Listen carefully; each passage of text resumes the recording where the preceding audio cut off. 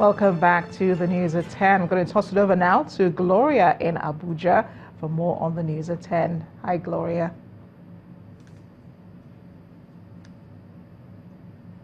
Hello, Amarachi, and a happy independence. Reverend Chris Okotie has emerged the presidential candidate of the Fresh Democratic Party for the 2019 general elections. The presidential candidate made the announcement during a church service to commemorate the nation's independence at the Household of God Church. He also seized the opportunity to reach out to other political parties to adopt him as a consensus candidate. It's the Independence Day service at the Household of God Church in Lagos. Our members are out to be part of the celebration. Waving the Nigerian flag, the congregants sing praises to God.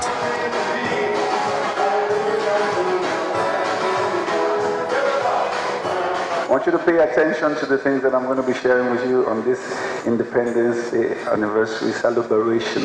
Citing the books of Genesis and Matthew, Reverend Chris Okotie speaks on what he sees as God's plan for Nigeria.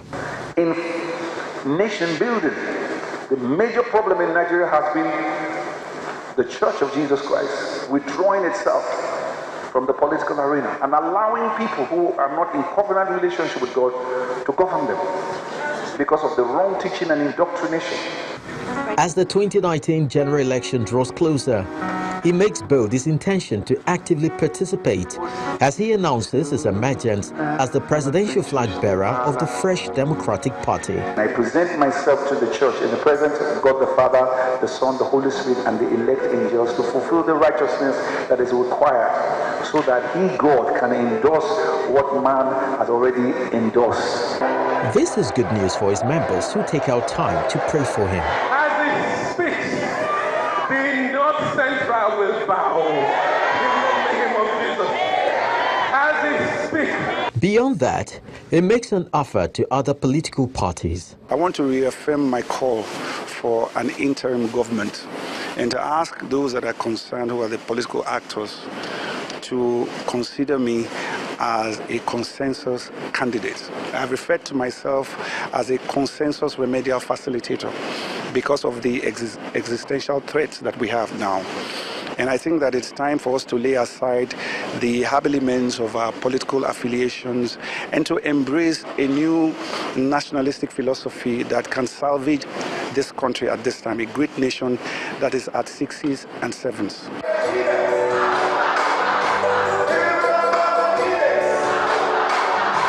Whatever the outcome of his offer, Reverend Chris Okotie has thrown his hat into the ring, apparently more prepared than ever for the 2019 presidential election. Chris Ilams, Channels Television News. Across the world, flood has claimed the lives of hundreds and destroyed property and farmlands. Nigeria is not exempted from this and has received the brunt of nature. In this report, our correspondent Oreoluwa Shonibare looks at the plight of residents in Niger and Jigawa states. This image, put up by the Pacific Disaster Survey, shows how serious the problem of flooding is globally. Nigeria is one of the countries hit by flood, which is estimated to have killed 127 people and displaced 20,000. And from all indications, as seen here in Niger State, situated in north-central Nigeria, the number, especially of those who have been forced to flee their homes, is not reducing anytime soon. This young man lost his sister to the flood. So we just went to the riverside, and before we know, we just go. As we go there, we not even find out water, just pack and go away, and we look everywhere. Before we go get on, she's already dead. Submerged structures can be seen at almost every canoe turn, which is the safest means of getting around here. Farmlands have been washed away. The people have to ration food wisely. But even that looks bleak, as livestock figures are being reduced due to the water levels. The only safe place at the moment for the community is this school. But for how long before health hazards start to create more problems for them? Frustrated, the people accuse the government of not addressing the issues of constructing proper channels to stop the water from wreaking havoc. Ya kai shekara 16 yanzu. It's been 16 years now since this flood started threatening our village. The government has continued to make empty promises to us about relocation. Every year, we lose a lot to flood disaster. Our houses, our livestock and farmlands are always destroyed. We have no peace of mind. We are ready to be relocated at any moment.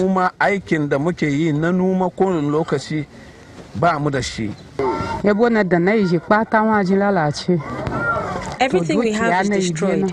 My house is no more. My animals are all dead. I and my children have no food to eat. There's no water to drink, and our children cannot go to school.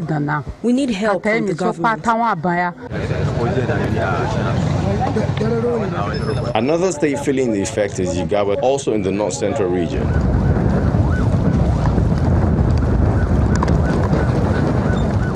Water has become the people's nightmare. The brave ones wade through in hope that nothing goes wrong.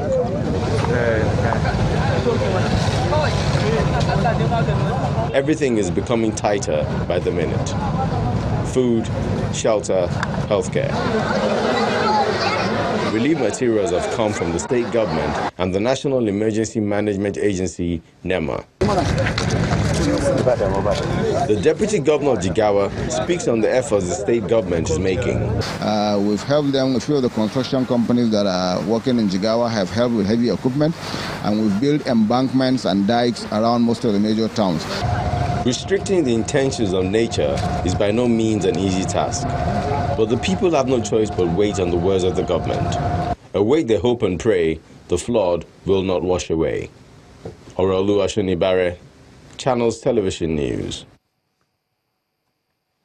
Well, that's it from the nation's capital. It's back to you, Amarachi. Thanks a lot, Gloria, and happy Independence Day to you too. The People's Democratic Party and the ruling All Progressives Congress conducted their governorship primaries across many states to choose candidates that will bear their party's flag at the 2019 general elections. The governors of Benue, Katsina and Jigawa states were able to secure return tickets of their parties, while new candidates also emerged.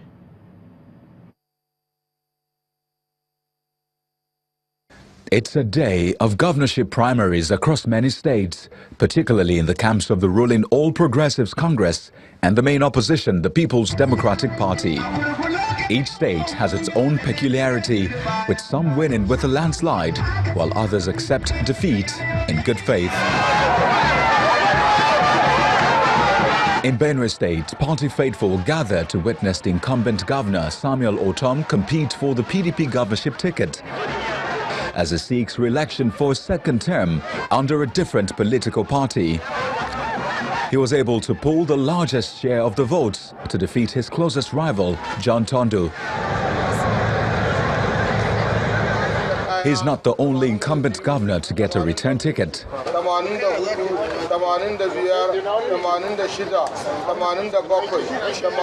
Katsina State Governor Aminu Bello Masari also pulled the highest number of votes to pick up the return ticket of his party, the All Progressives Congress. And while the APC primary was going on, delegates of the opposition party, the People's Democratic Party, elected Senator Yakubu Lado as the winner of the state governorship primaries, which held at the party headquarters in Katsina. In Jigawa State, the primaries are conducted without rancor by both parties. Governor Badaru Abubakar gets the APC ticket for a second term with a landslide victory, while Aminu Ringim is elected as the PDP flag bearer ahead of the 2019 elections. 900! It was also a smooth sail in Nasarawa State, where the former group managing director of Dangote Sugar Refinery, Abdullahi Sule, emerged winner of the APC governorship primary, while a member of the House of Representatives, David Ombugado, clinched the ticket of the PDP. But the story is different in some other states, where the primaries were marred by one controversy or the other. In River State, for instance, 2 candidates emerged at the end of the primary conducted by 2 groups in the All Progressives Congress.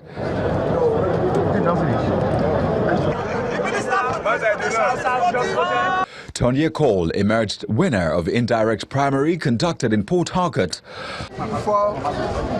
while Senator Magnus Abe is declared winner of the APC direct primary, which also held in Port Harcourt. There is also some controversy in Kano, but this time in the camp of the PDP, where delegates belonging to the Kwankwasiya movement were prevented from holding their primary in 2 different venues by the police. In Imo State, party supporters in their numbers gathered to monitor the process of the primaries. Since the direct mode of primaries have been adopted, party leaders, including the state governor, are hopeful of a credible result. On the other hand, the venue for the accreditation for the governorship primaries of the People's Democratic Party is filled with supporters, even though there were early disagreements between leaders, aspirants and stakeholders of the party. 4 governorship aspirants of the People's Democratic Party in Kwara State refused to show up for the exercise with no official reason, while 4 others announced their withdrawal from the race, clearing the coast for only 2 aspirants to slug it out. The last 2 standing are Razak Atunwa, a member of the House of Representatives, and the serving Senator Mohammed Shaba Lafiaji. Elsewhere in Ondo State, a group of youth from the All Progressives Congress staged a peaceful protest against the imposition of candidates in the primary elections of the party. Whichever way it pans out, the choice candidates of these parties will have to prove their mettle and the strength of their parties at the polls in 2019, when the electorate will have the final say. We know it's been a holiday here in Nigeria, but not in the rest of the world. Kayode Kikiolu has business headlines today.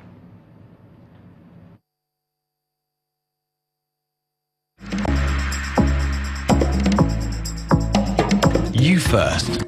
First Bank.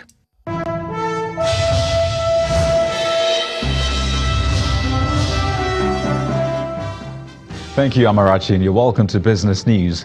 London-based investment bank Exotics Capital has released a new report that says Nigerian banks appear extremely attractive given favorable oil price and risk-cost trends.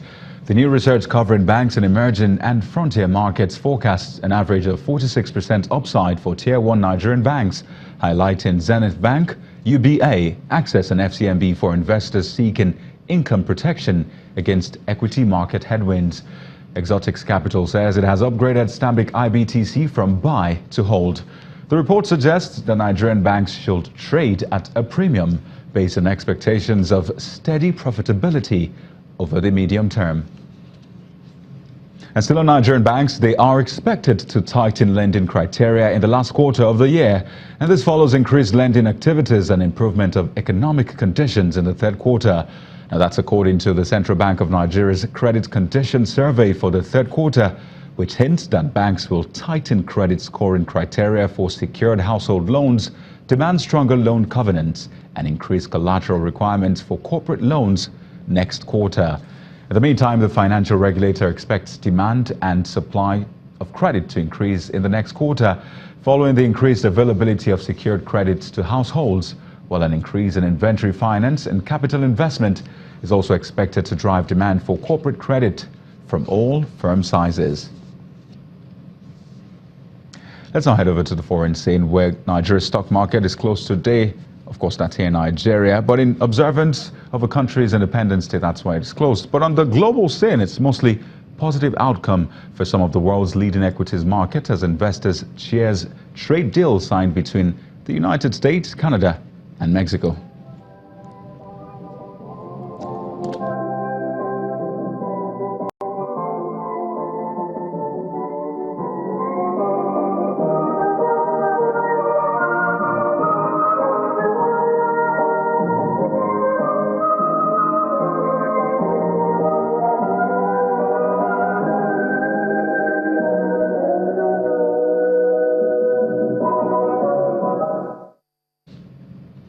Well, that's business news for tonight. Thank you for watching. I am Kayode Kikiolu. The news at 10 continues with Amarachi.